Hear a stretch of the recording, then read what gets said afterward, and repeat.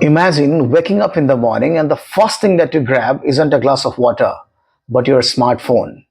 Sounds familiar, right? Our phones have become more than just a device, they have become an addiction.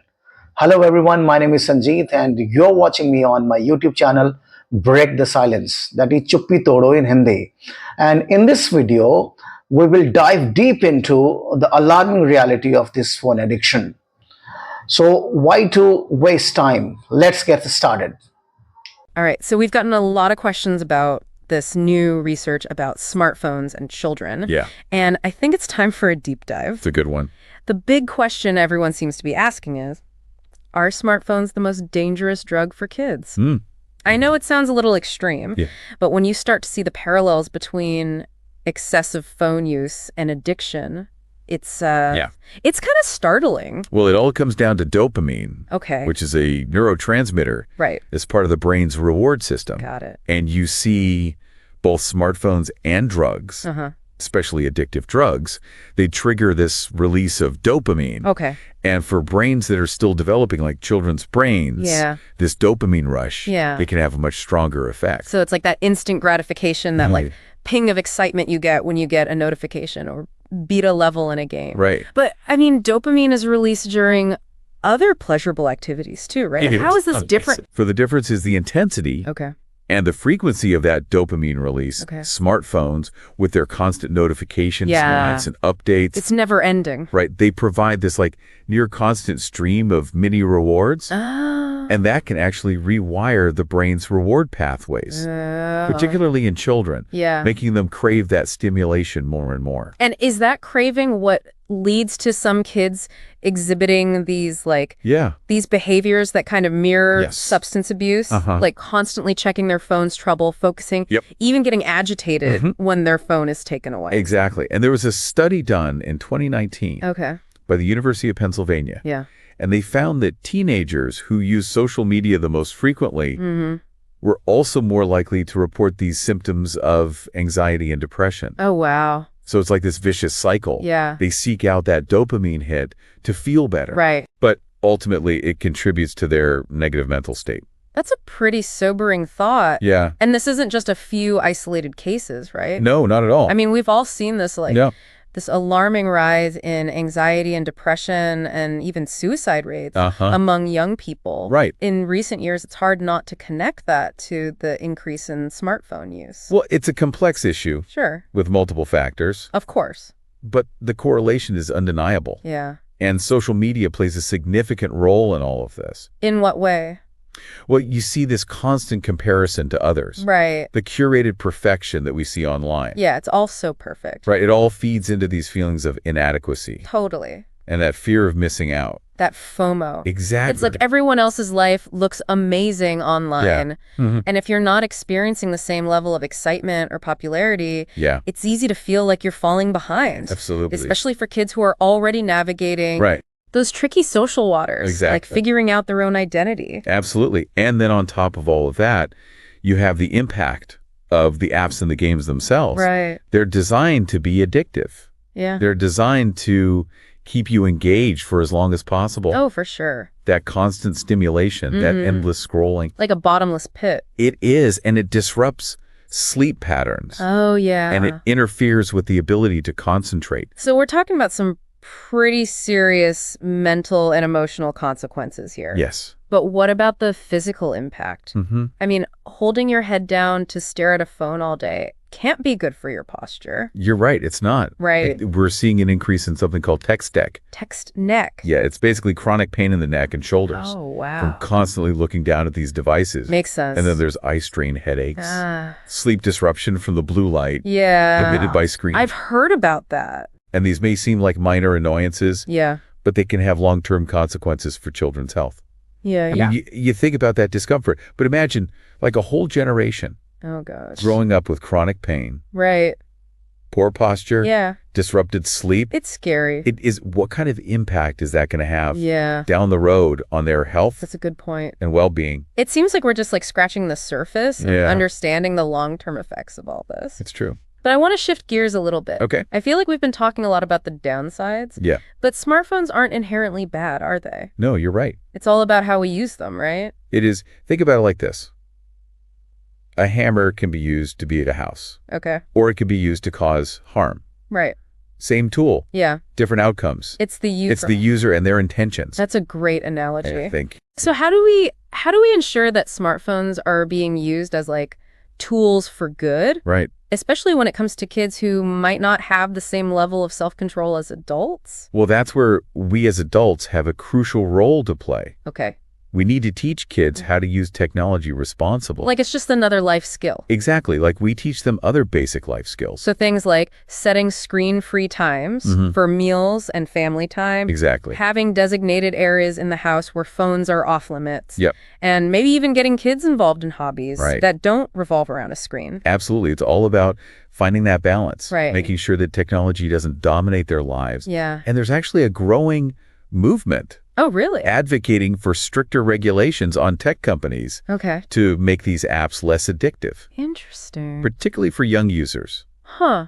Some countries are even considering banning smartphones in schools altogether. Wow, that's pretty extreme. It is. I mean, wouldn't some people argue that regulation stifles innovation? That's a valid point. Like how do we balance those concerns with the need to protect children? It's a tough one. Yeah. Striking that balance is going to require Yeah. open dialogue collaboration Between parents, educators, policymakers, and tech companies. everyone's got to get involved. But we all need to be having these conversations Now. before it gets worse. Right. Before the problem becomes even more entrenched. It almost feels like we need a whole new approach to education. Like we need a digital literacy curriculum Yes. that starts from a young age, Yes. teaching kids not just how to use technology, but how to think critically about it, how to be discerning consumers of information, Yes. how to prioritize their well-being Exactly. in a digital It's world. essential. And the education has to start at home, right? It does.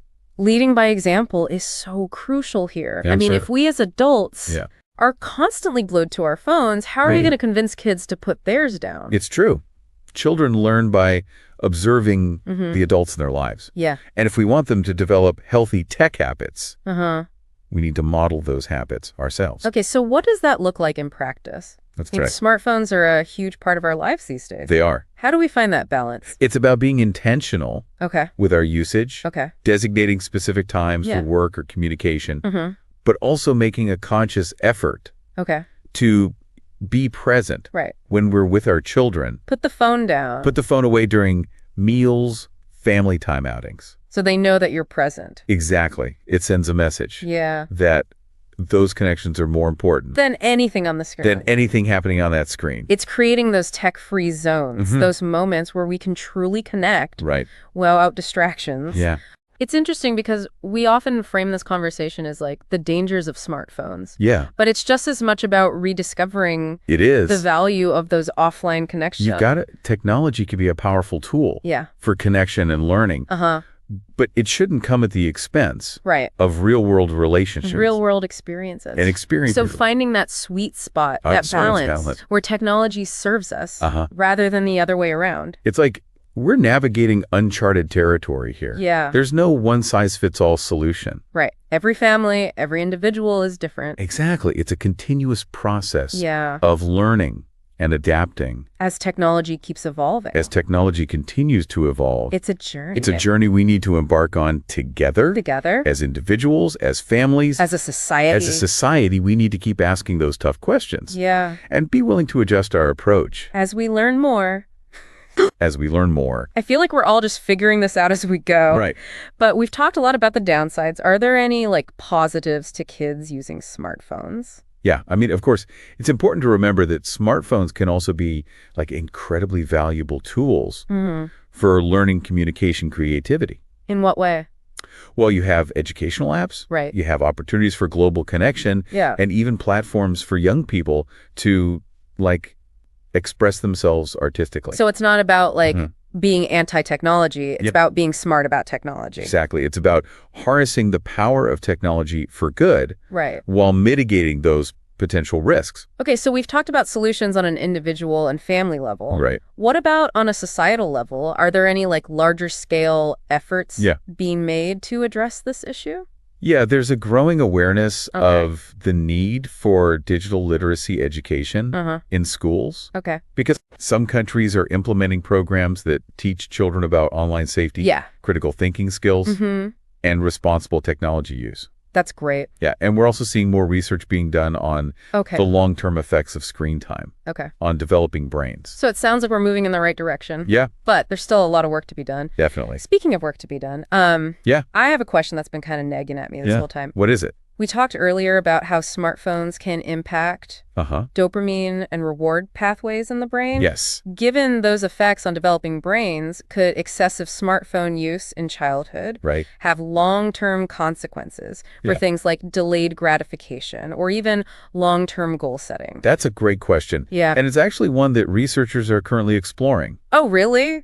Yeah, it's certainly plausible Uh-huh. that constant exposure to instant gratification through smartphones Makes sense. could make it harder for children to develop the patience, Right. the perseverance needed for long-term goals. So we don't really know for sure yet. Not yet, but it's a crucial area for future research. It's like we're conducting this massive social experiment, It is. but the subjects are our own children. Yeah, it's a sobering thought. It is, but I think awareness is the first step. Absolutely. By acknowledging the potential risks Yeah. and having these conversations, we can start to make more informed choices about how we use and manage technology, I agree. both individually and as a society. Exactly. This deep dive has definitely given me a lot to think about. Good. It's not just about setting screen time limits. It's about understanding the underlying mechanisms, having open communication with Yeah. our kids, Uh-huh. being mindful of our own tech habits. Absolutely. I feel like I have a much deeper understanding of this whole issue now. I'm glad to hear that.